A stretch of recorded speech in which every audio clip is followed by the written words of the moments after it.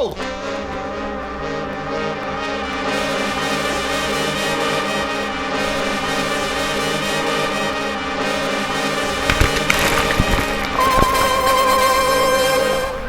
How does a person get to be popular with lots of people and have a few close friends too?